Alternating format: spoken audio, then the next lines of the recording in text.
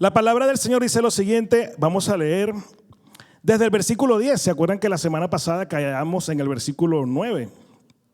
Y dice así, todos recuerdan la historia del paralítico de Betesda.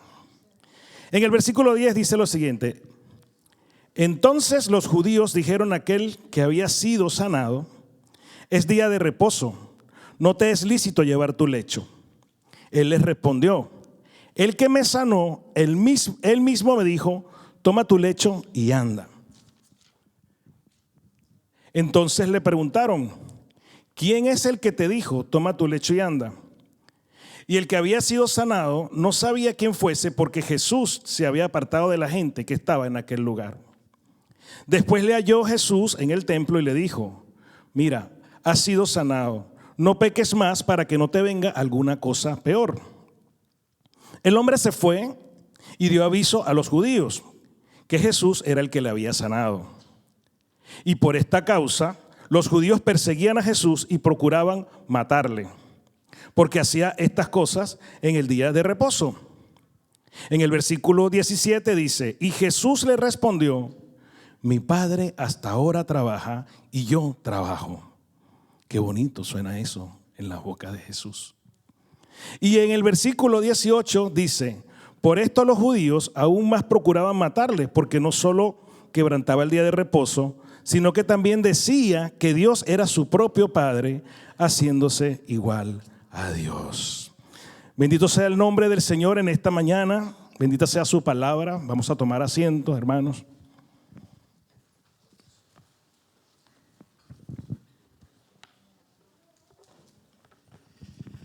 La semana pasada estuvimos hablando acerca del paralítico de Betesda.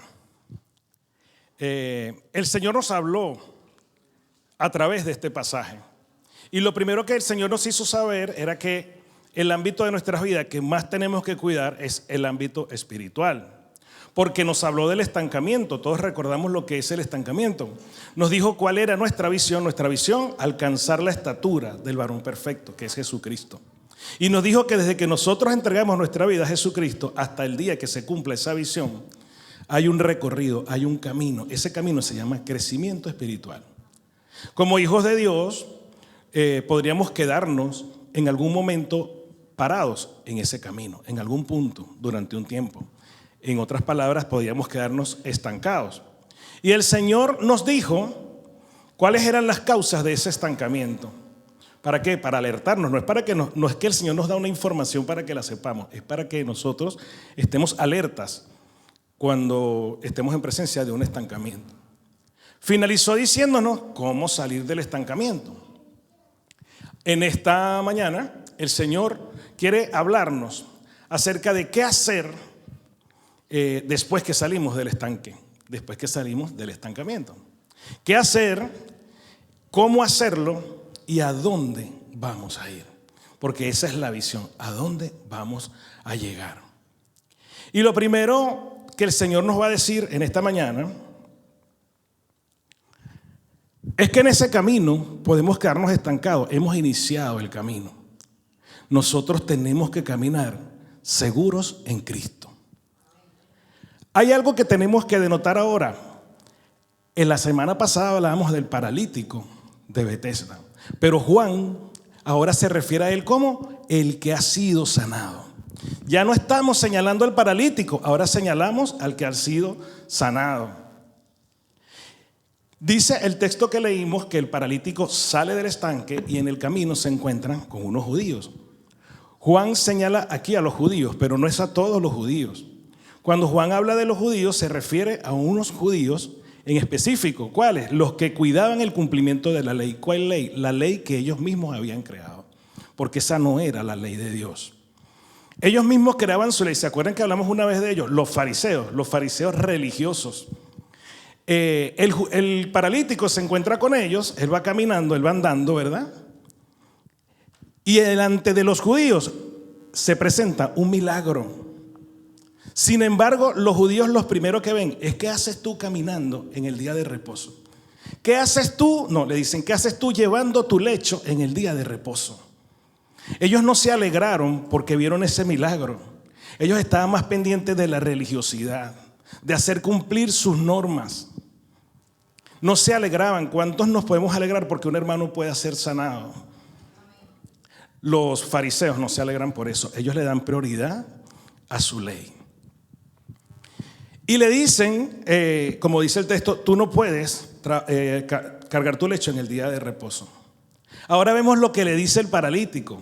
Perdón, no es el paralítico, es el que ha sido sanado, ya no es paralítico. Él no sabía quién le había sanado, según lo que dice el texto. Él no sabía que Jesús le había sanado, pero si algo tenía claro ese Señor, era que había sido sanado.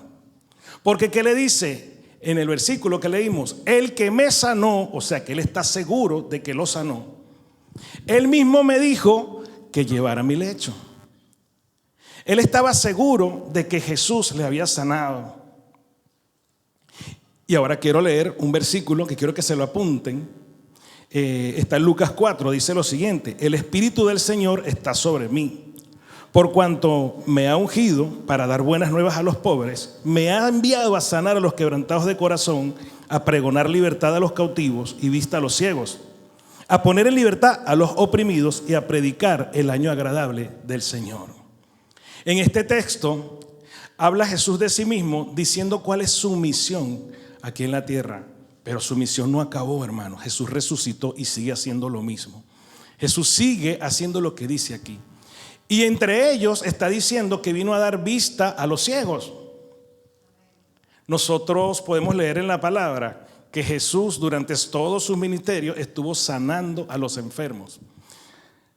Dio vista a los ciegos, sanó a los paralíticos, como es el caso que hemos estado estudiando. Curó la fiebre, curó la lepra.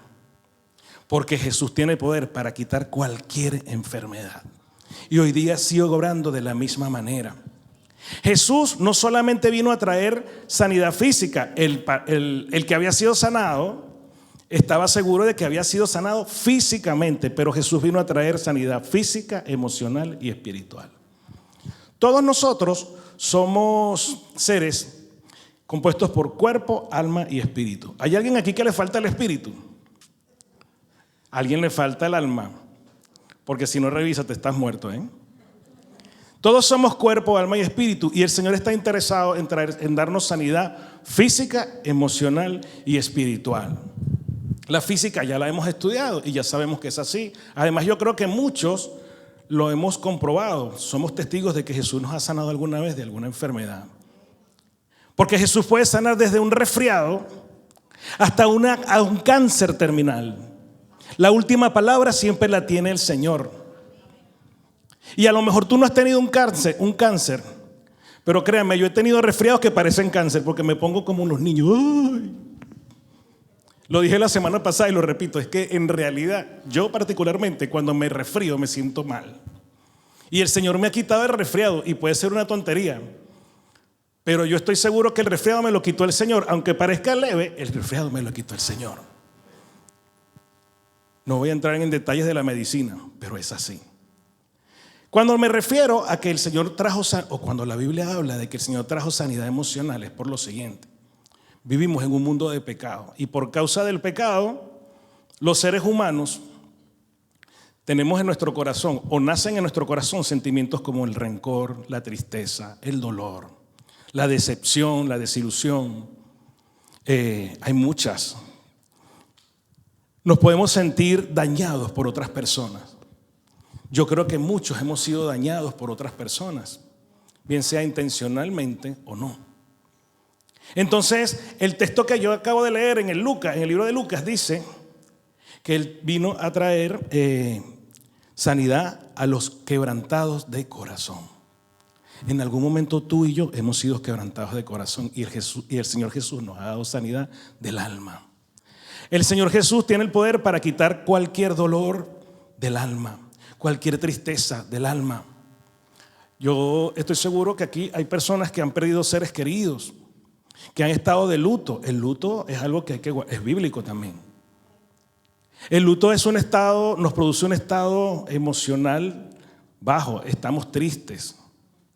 El Señor puede quitar esa tristeza, porque Él trae sanidad emocional. ¿Qué más dice el texto? Dice que vino a traer buenas nuevas a los pobres. O sea que los ricos están fritos, ¿no? Los ricos no tienen buenas nuevas. ¿Cuáles son las buenas nuevas? Las buenas nuevas son la salvación. El regalo de salvación que Cristo vino a traer a este mundo. Él vino a traer las buenas nuevas a los pobres. Pero no se está refiriendo el texto a los pobres que no tienen riquezas materiales. Nosotros también éramos pobres, hermanos. ¿Sabes por qué? Todos conocemos la historia. En el inicio Dios creó al hombre perfecto y a la mujer perfecta. Todavía sigue creando mujeres perfectas, porque yo las puedo ver por aquí. Los hombres estamos echados a perder todavía. Dios vino y Dios creó, todo lo hizo en su tiempo y lo hizo perfecto. ¿Qué pasó? Que a raíz del pecado, Adán y Eva fueron echados del Edén, apartados de la presencia de Dios. Pero ahora fíjense una cosa, cuando Dios creó a Adán, la palabra dice que él hizo un muñeco de barro, pero el muñeco no se movía. ¿Cuándo se movió? ¿Cuándo tuvo vida ese muñeco? ¿Cuándo tuvo vida Adán? Cuando el Señor sopló aliento sobre él. O sea que realmente lo más importante en nuestras vidas es el espíritu, porque así también fuiste creado tú y fui creado yo. El Señor puso de su espíritu en nosotros cuando nosotros nacimos de nuevo. El Espíritu Santo pasó a morar en nuestras vidas. Y la palabra dice que Dios estuvo entre el Antiguo Testamento y el Nuevo Testamento más o menos 400 años en silencio. Cuando empieza el Nuevo Testamento, cuando viene Cristo, cuando viene Jesús hecho hombre, trae buenas nuevas para toda la humanidad. ¿Y cuál es la buena nueva? Sí, que ahora estábamos apartados del Espíritu de Dios y nuestro espíritu estaba muerto, hermano. Estábamos muertos. Por más que podamos caminar, tener el cuerpo, el alma, si nosotros no estamos con el Espíritu Santo, estamos muertos. Pero ¿a qué vino Jesús? A decirnos, tienes vida y vida eterna porque Jesús te vino a salvar. Jesús vino a traer sanidad física, emocional y espiritual. El paralítico no, el que ha sido sanado. Voy a corregir cada vez porque me quedé con el paralítico. A veces nos quedamos, esto me trajo el Señor cuando yo preparaba esta palabra, me trajo a la mente, que muchas veces seguimos señalando al que. Mira, a que mató a aquel perro es un mataperro, pero ahora yo no mataperro, pero le sigo diciendo mataperro, porque somos naturaleza humana y pecaminosa. ¿Y sabes qué tendemos a hacer? A tildar a la gente por su pasado. O sea que tú antes eras un cascarrabia, sigues siendo cascarrabia. No, y si has mejorado, nadie lo ve.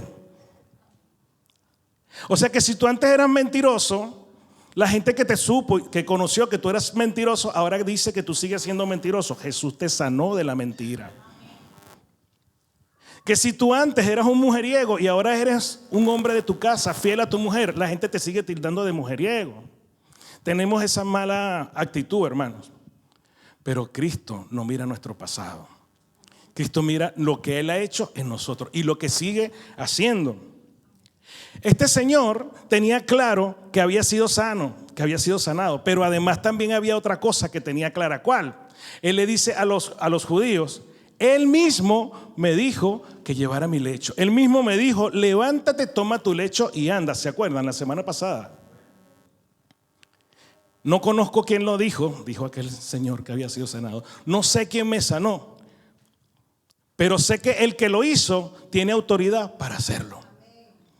Podríamos pensar que aquel señor estaba acusando a Jesús de que lo había sanado. Fíjense ustedes cómo es la situación. Los judíos lo ven y le dicen, no te es lícito andar cargando tu lecho. Eso era pecado y lo penalizaban.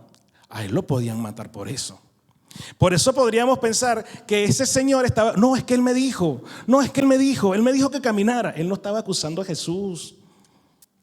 Yo al principio pensaba que lo estaba acusando, pero no lo estaba acusando. Estaba diciendo, el que me sanó, lo hizo con autoridad. No lo conozco, no sé quién fue, pero lo hizo con autoridad y por eso se estaba justificando en ese momento porque él estaba llevando su lecho. Es domingo, hermanos, pero bueno, en aquel tiempo era sábado. Todos sabemos que en la Biblia cuando habla del día de reposo es el sábado. Era día sábado. ¿Cómo no va a caminar si el Señor lo había sanado? ¿Qué pensaban, qué creían ellos? ¿Que él se tenía que quedar de pie ahí en el estanque esperando a que fuera el día siguiente para poder llevar su lecho y caminar? No, Jesús le dio toda la autoridad para que él caminara. Jesús nos da a nosotros la autoridad para que nosotros andemos en su camino. Nosotros tenemos que caminar el camino de Cristo con la firme seguridad en Cristo.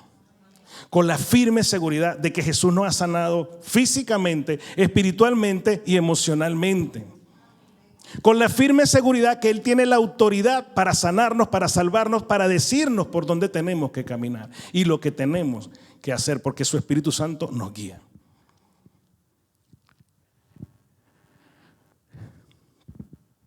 Seguidamente, que Él le dice esto a estos señores, en el texto nos dice que Jesús lo halló en el templo. Fíjense ustedes, la primera vez que Jesús halló a este señor estaba en el estanque y ahora él estaba en el templo. ¿Qué hacía este señor en el templo? La palabra no lo dice, pero yo quiero pensar que ese hombre estaba en el templo dándole gracias a Dios por haberle sanado. Porque una cosa sí, él era judío, él sabía que existía un Dios. Él no conocía todavía al Hijo de Dios, pero él sí sabía, a él le habían enseñado quién era Dios.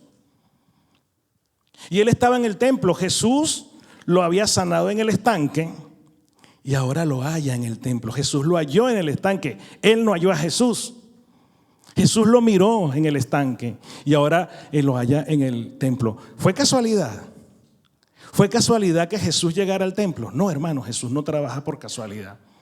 Jesús sabía que ese señor había sido sanado de la parálisis física, pero Jesús sabía que ese señor necesitaba la sanidad del alma.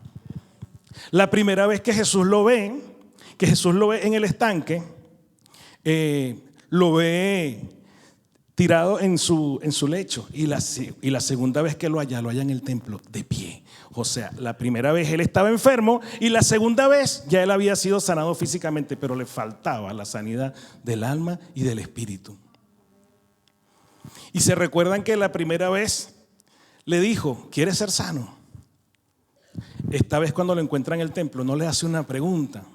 Voy a leer textualmente lo que le dice. Le dice lo siguiente: mira, has sido sanado. No peques más para que no te venga alguna cosa peor. No peques más. La primera vez le hace una pregunta, pero la segunda le da un consejo, le hace una advertencia. Porque él necesitaba la sanidad del alma. Y podríamos pensar, pero ¿cómo Jesús le va a decir no peques más? ¿Alguien aquí no peca? ¿Hay alguien aquí perfecto que no ha pecado nunca en su vida? Es más, voy a ir más allá. ¿Hay alguien que no pecó el día de ayer? ¿Hay alguien que no pecó esta mañana? Hermanos, yo podría pasar aquí un rato y decir a alguien que no pecó hace una hora. Y a lo mejor ahí sí hay alguien que no ha pecado hace una hora. Los niños. Los niños no pecan nunca. La palabra dice que el que dice que no comete pecado está mintiendo, o sea que ya está pecando. Todos pecamos, hermanos. Todos pecamos. Y lo que el Señor le pregunta, le dice, no le pregunta, le aconseja, no peques más, no es más que el llamado a entregarle su vida a Cristo. Porque bien es cierto que nosotros, o sea, ustedes dirán, bueno, pero si nosotros le entregamos nuestra vida a Cristo, ¿no pecamos más? Claro que sí, vamos a seguir pecando. ¿Cuál es la diferencia? Lo hemos hablado en otras oportunidades. La gente que no tiene a Cristo peca deliberadamente. Vive sumergida en el pecado, practica el pecado, hace las cosas del mundo. Nosotros que conocemos a Cristo, sí pecamos, pero ¿qué hacemos? Nos arrepentimos. Vamos al Señor, le pedimos perdón, nos doblegamos ante Él y Él nos perdona, hermanos. Nosotros continuamos el camino siendo perdonados y así va a ser siempre. Nos vamos a caer y nos vamos a levantar. Vamos a pecar y el Señor nos va a perdonar siempre que nos arrepintamos de corazón. Con el corazón humillado delante de Jesús. Y aquí podemos ver la gran misericordia que Jesús tuvo con aquel hombre. Porque Él lo sanó en el estanque. Bueno, ya yo te sané, te puedes ir. Pero su gracia lo siguió, su gracia lo alcanzó, su misericordia alcanzó a aquel hombre para que aquel hombre no se perdiera y tuviera vida eterna. ¿Te suena conocido eso? Yo te lo voy a refrescar por mí. Yo estaba enfermo. Yo tenía mi corazón apartado de Dios. Yo vivía en un mundo de pecado. Y yo no estoy hablando de pecados como lo solemos medir, pecados. Todos estábamos sumergidos en el mundo de pecado. Yo estaba ciego espiritualmente. Yo estaba yo era paralítico espiritualmente. Pero Jesús me sanó. Jesús me sacó de ese lugar. Jesús me trajo a sus pies. Y Jesús me dio sanidad espiritual. Su gracia me alcanzó. Su misericordia me alcanzó. Y también te alcanzó a ti. Y si aquí hay alguien que todavía no le ha entregado su vida a Jesucristo, déjame decirte que estás enfermo espiritualmente. El médico físicamente te puede diagnosticar. Yo no te puedo diagnosticar. Pero sí te puedo decir que si tú no le has entregado tu vida a Cristo, tú estás enfermo emocionalmente y espiritualmente. Pero el Señor en esta mañana quiere traer sanidad a este lugar. Físicamente, espiritualmente y emocionalmente. Y ahora viene una parte en la que me quiero concentrar un poco más. Siguiendo con el texto, dijimos que aquel señor, el que había sido sanado, le dice: el que me sanó fue Jesús. Después que lo vio en el templo, dice el texto, dice la palabra, que el que había sido sanado fue y les dijo a los judíos: mira, el que me sanó fue Jesús. Y yo aquí tengo que volver a recalcar, no lo hizo en plan acusativo al Señor. Él no estaba acusando al Señor. Ese hombre estaba tan contento de haber sido sanado que él estaba dando testimonio de lo que Jesús había hecho en su vida. ¿Se acuerdan? Porque llevaba el lecho, porque antes era paralítico, pero ahora él cargaba su lecho. Él estaba dando testimonio y le dice a los judíos: mira, este fue el que me sanó. El que vaya a Jesucristo, él, ahora ya sé quién es, ya lo vi. Porque Jesús le dijo en el templo, cuando Jesús le habló, él lo reconoció: es que tú fuiste el que me sanaste. La palabra no dice si la primera vez él vio el rostro de Jesús. La palabra lo que dice es que él no sabía quién era Jesús, pero ahora sí lo sabía, ahora estaba seguro de quién lo había sanado. Y va y le dice a los judíos: aquel fue el que me sanó. Y podríamos volver a pensar: está acusando a Jesús porque no lo maten a él, sino que vayan a matar a Jesús. No, sino que aquel hombre estaba tan feliz de haber sido sanado que quería que otras personas también fueran sanas. Y no estoy hablando de que aquellos judíos estaban sanos, no, sino que de alguna manera estaba expresando: aquel hombre trae sanidad. Aquel hombre me sanó físicamente. Pero ahora Jesús le dijo: no peques más. Y la palabra no dice qué hizo el hombre con aquello que Jesús le dijo. Yo quiero pensar que aquel hombre aceptó a Cristo en su corazón, porque continuó el camino. ¿Y qué fue lo primero que hizo? Empezó a dar testimonio de Jesucristo. ¿Qué hicimos nosotros cuando aceptamos a Cristo en nuestro corazón? Nos quedamos callados. Nuestro corazón ardía de pasión por llevar la palabra, porque mi madre se entere, porque mi padre se entere, porque mi esposa se entere, porque mis hijos se enteren. Soy libre, soy salvo, soy sano. Cristo me trajo la libertad, me trajo la sanidad, me trajo la salvación. Y lo que Cristo me trajo a mí te lo puede traer a ti. Eso es lo que nosotros queríamos expresarle al mundo. Aquel hombre empezó a dar testimonio de quién era Jesús. No lo estaba acusando, y en todo caso, si lo estaba acusando, gloria a Dios, porque Jesús no tuvo ningún tipo de miedo a los judíos. Jesús no se acobardó delante de aquellos hombres. ¿Qué les dijo Jesús? Bueno, fíjense una cosa, la actitud de aquel hombre. Dijimos que antes, ¿se acuerdan que la semana pasada hablamos de que este hombre, cuando Jesús le hizo la pregunta, se quejaba? Se quejó de otras personas. Nadie me ayuda, ¿se acuerdan? Nadie me ayuda, y cuando tanto que llego a la fuente, al agua, otro llega primero que yo. O sea, él culpó a otras personas, pero ahora cuando estos hombres le están preguntando, le están diciendo que no puede caminar el día sábado, él se refiere a Jesús, ya no quejándose. Él me dijo que caminara porque él tiene el poder para hacerme caminar y tiene la autoridad.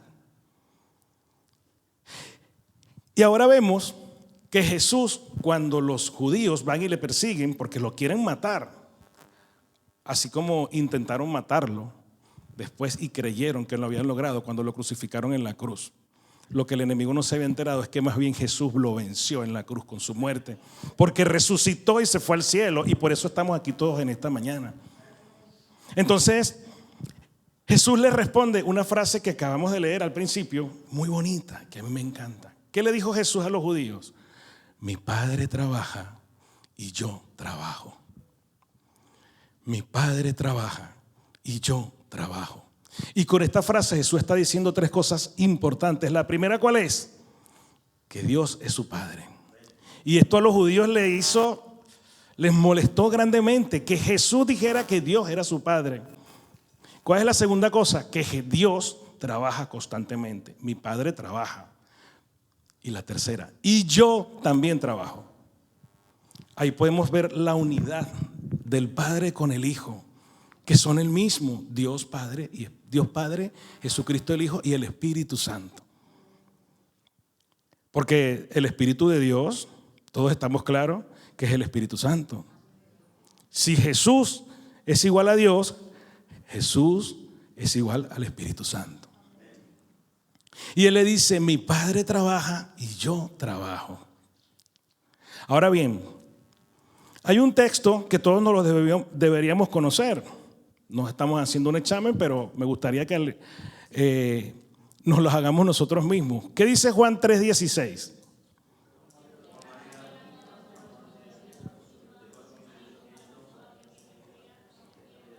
Muy bien, iglesia, muy bien. Nos conocemos la palabra, nos conocemos el versículo que principalmente deberíamos conocernos, porque de tal manera amó Dios al mundo, o sea, nos amó a todos. Tenemos claro que Dios nos amó a todos. ¿Estás claro de que Dios te ama? Porque Dios te ama. ¿Y lo demostró cómo? ¿Mandando a quién? ¿A su hijo qué? A su hijo unigénito, dice la palabra, unigénito. Jesús fue enviado como unigénito, pero ahora bien, la palabra también nos dice en el libro de Romanos, capítulo 8, versículo 29, lo voy a leer, dice, porque los que antes conoció, también los predestinó para que fuesen hechos conformes a la imagen de su Hijo, para que Él sea el primogénito entre muchos hermanos. O sea, Jesús vino como unigénito y cuando subió a los cielos ascendió como primogénito, como hermano mayor de todos nosotros. ¿Estamos claros en eso? ¿Estamos conscientes de que somos hermanos de Cristo? Y si somos hijos de Dios, todos somos hermanos en Cristo. Qué bonito eso no les parece una gran noticia. Yo no sé si alguna vez tus hermanos se han sentido orgullosos de ti. Mis hermanos me lo han dicho, se han sentido felices de que yo sea su hermano. Aunque los hermanos pelean, incluso de grandes, porque de mayores también hemos peleado, nuestras diferencias. Los que tienen hermanos aman a sus hermanos. Aquí hay dos hermanas que se parecen mucho, son casi igualitas, ¿eh? Yo estoy seguro que todos los que tenemos hermanos amamos a nuestros hermanos. Y por más que peleamos con ellos, a mí me pasaba que yo podía pelear con mi hermano, pero que alguien se meta con mi hermano, Dios mío, es mi enemigo. Solo yo tengo derecho de pegarle, más nadie. Amamos a nuestros hermanos. Pero ahora la pregunta es, ¿amamos a nuestros hermanos en Cristo? Porque físicamente llevamos sangre en las venas del mismo Padre, la misma Madre, el mismo ADN. Pero espiritualmente llevamos también el ADN de Jesucristo, lo decíamos esta mañana. Nos amamos como hermanos. Ahora bien, cuando Jesús estuvo aquí en esta tierra, como Jesús, como hecho hombre, ya sabemos cuál era su misión. Pero vemos en la palabra que Él fue haciendo discípulos. Y esos discípulos, cuando Jesús ya no estaba, en el libro de los Hechos, a esos discípulos los tildaban, en el libro de los Hechos lo dice, como cristianos. Les llamaban cristianos. ¿Y saben qué significa la palabra cristiano en griego? Pequeños Cristos. ¿Cuántos aquí somos cristianos? Somos pequeños Cristos. Y lo que dice en el estudio que estuve preparando, la gente que se encarga de estudiar la historia de Jesús, digamos, los grandes estudiadores, se puede decir, la palabra que no, creo que no es estudiadores, pero ahora mismo se me ha ido de la mente cuál es la palabra. Los teólogos, mira qué palabra tan fácil, cómo me cuesta salir. Es que es como dice la nieve se pone nerviosa. Yo también, hermanos. Ustedes deben saber lo que significa estar aquí de pie, incluso ahora mismo las que pasaron a que le cantaran el cumpleaños. Yo no sé por qué esto impone tanto. A veces a uno se le va la olla y se le olvida, ¿no? Pero los teólogos dicen que esa palabra se la dijeron a ellos, a los cristianos, en modo de burla. Mira, ahí van los pequeños Cristos, los pequeños Cristos. Sin embargo, fíjense cómo fue el asunto, que esa palabra fue adoptada por cada uno de los que seguimos a Cristo. Pequeños Cristos. Pero ahora la pregunta es la siguiente: ¿y por qué les decían pequeños Cristos? ¿Acaso era porque porque ellos se hacían llamar discípulos? ¿Por qué les llamaban cristianos? Porque ellos dijeron, no, yo soy cristiano. No, es que los veían y sabían que esa persona, que esos discípulos eran discípulos de Jesús. Solamente con verlos, porque hablaban igual, porque se comportaban igual que Jesús. Y yo creo que ahora me están entendiendo a dónde quiero llegar. Eres cristiano, hermanos. Somos realmente cristianos. Porque si somos realmente cristianos, tenemos que ir adoptando el carácter de ¿quién? Del varón perfecto, alcanzar su estatura. Algún día vamos a estar con Él reinando en los cielos. Hermanos, no somos cristianos porque estamos en esta mañana sentados en este lugar. Eso no nos hace cristianos. No somos cristianos porque nos subimos aquí al púlpito a predicar. Yo no soy cristiano porque estoy aquí predicando la palabra. Esta palabra la puede predicar cualquiera. Dice la palabra que Dios usó una vez a un burro. Imagínense. A este burro también lo usa muchas veces. El Señor usa a cualquiera. Aquí, si yo no estoy aquí en esta mañana, podría estar otra persona. Eso no me hace cristiano. Porque traigo la bolsita de la obra social. Eso no me hace cristiano. Ni siquiera soy cristiano por depositar dinero aquí en esta cesta. Yo no soy cristiano por dar mis diezmos. No, hermano. Yo soy cristiano porque yo quiero seguir a Cristo y porque quiero hacer lo que dice la palabra. Por eso soy cristiano. Eso es lo que nos hace cristianos, hermanos. Más nada, más nada. Así que cuando nos pregunten, ¿eres cristiano? Vamos a responder de corazón. Vamos a analizarnos internamente. Y si todavía tenemos dudas, ahora voy a decir algo más que el Señor puso en mi corazón. La palabra dice que no todo el mundo es hijo de Dios. Todos fuimos creados por Dios. Pero ¿quiénes somos los hijos de Dios? Los que creemos en su Hijo Jesucristo. Los que le entregamos nuestra vida a Jesucristo. Cada uno de nosotros que ha entregado su vida a Jesucristo es hijo de Dios. Pero también es discípulo de Dios, de Jesús. Somos hijos de Dios y discípulos. Y anteriormente de qué hablábamos, que teníamos que caminar seguros en Cristo. Tenemos que tener la plena seguridad de que nosotros somos hijos de Dios. Si alguien tiene duda de que es hijo de Dios, entonces tiene que tener más comunión con el Espíritu Santo, porque la palabra dice que el Espíritu Santo es el que nos lo dice, es el que nos revela que somos hijos de Dios. Y como hijos de Dios somos capaces de hacer muchas cosas, porque la palabra dice que nosotros vamos a hacer más cosas. Lo que Jesús hizo en sus 3 años de ministerio, eso estuvo grandioso, hermanos, pero Él sigue obrando en nuestras vidas para que nosotros hagamos más cosas. Cosas como levantar esta obra, Llenes y Mataró.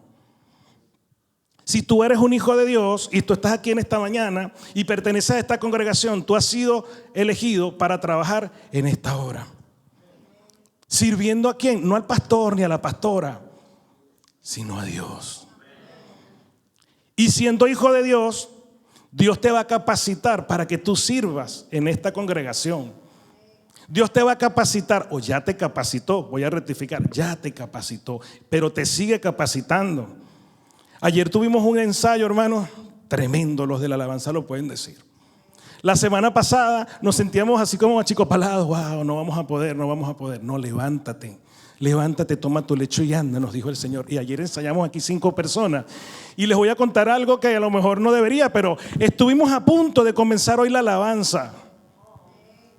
Las 5 personas estábamos aquí felices y contentos porque ensayábamos. Y cada vez que ensayábamos era más, lo hacíamos mejor y lo hacíamos mejor. Y hubo uno que no era de la alabanza, nuestro hermano Henry, que está allá sentado, y levantó la mano y dijo: ¿puedo decir algo? Mañana pueden cantar esas alabanzas. Y nos emocionamos, pero después dijimos: no, vamos con calma. Vamos con calma, porque si cantamos mal, los hermanos van a empezar a decir: oye, pero estos sí cantan feo, que cantamos feo, no pasa nada. Y me encantaba el espíritu que había aquí arriba, porque los 5 teníamos el mismo espíritu. Es que estábamos como eufóricos, queremos. Y esa es la actitud que tenemos que tener todos los que estamos aquí sentados en esta mañana y los que no han podido venir hoy. ¿Cuál es la actitud? Que el Señor lo va a hacer. El Señor nos va a dar todo lo que necesitamos para servirle. ¿Por qué? Porque somos discípulos de Cristo y porque somos hijos de Dios. Quien tenga duda de que es un hijo de Dios, entonces necesita más comunión con el Espíritu Santo. No soy yo quien te lo va a decir, ni es tu hermano, ni es tu esposa, ni es tu esposo, ni nadie más. Es el Espíritu Santo quien te lo va a revelar. Tú eres un hijo de Dios, hermano. No tengas duda de eso. Tú eres un siervo del Señor. Tú eres un discípulo de Jesús. Ahora ustedes dirán: ¿y hasta dónde quiere llegar el pastor con esto?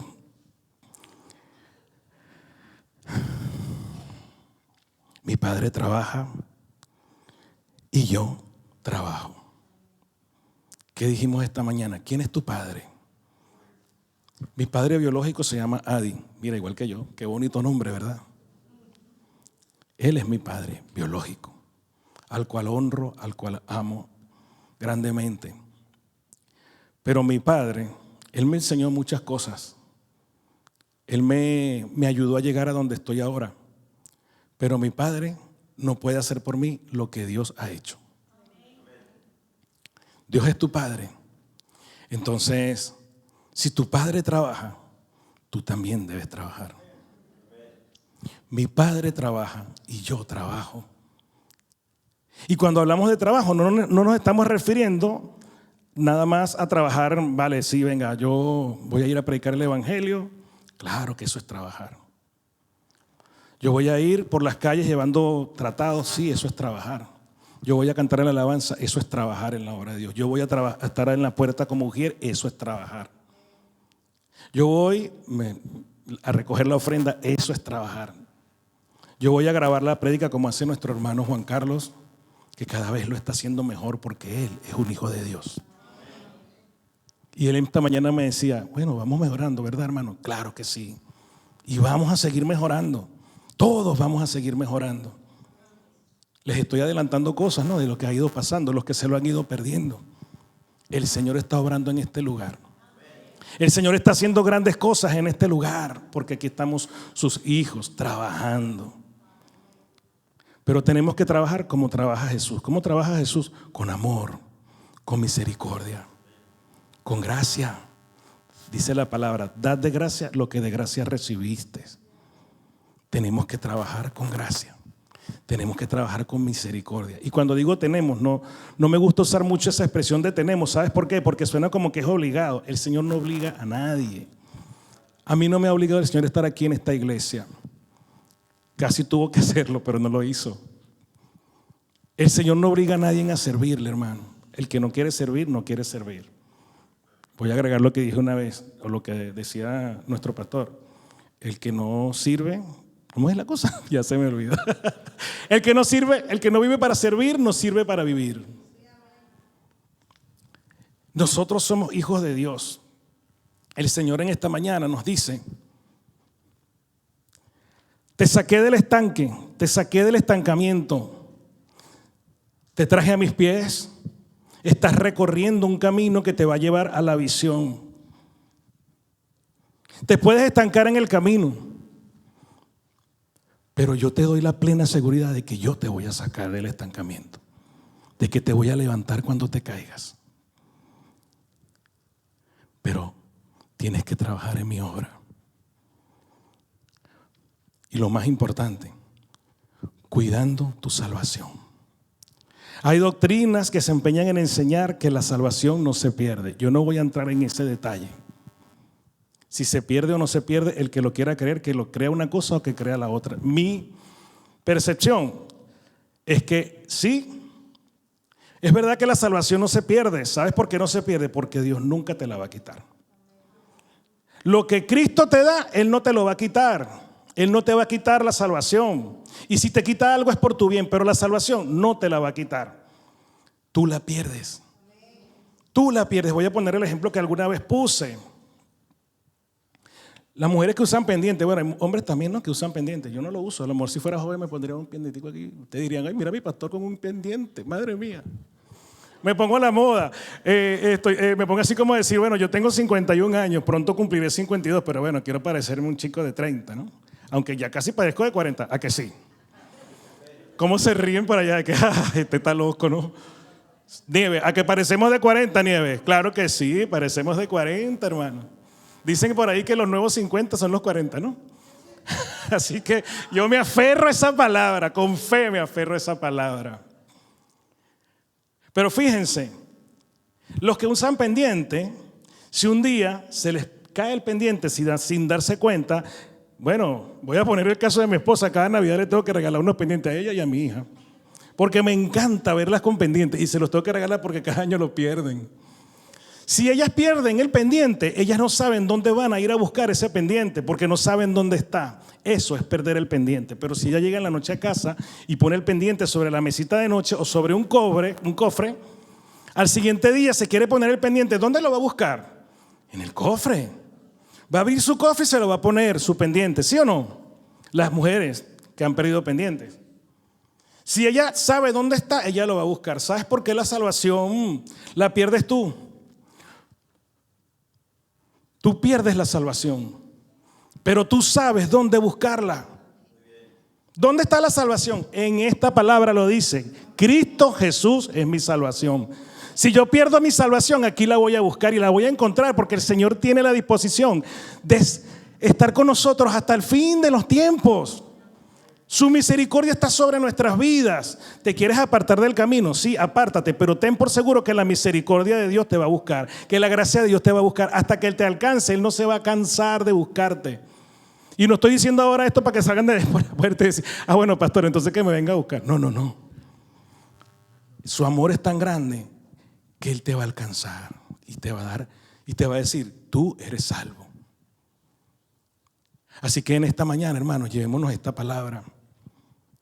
Reflexionemos sobre ella y entendamos que nacimos para servir al Señor. Nacimos para servir al Señor, para trabajar como nuestro Padre, cuidando nuestra salvación, porque nuestra mayor recompensa está allá arriba en los cielos. Que Dios les bendiga, hermanos.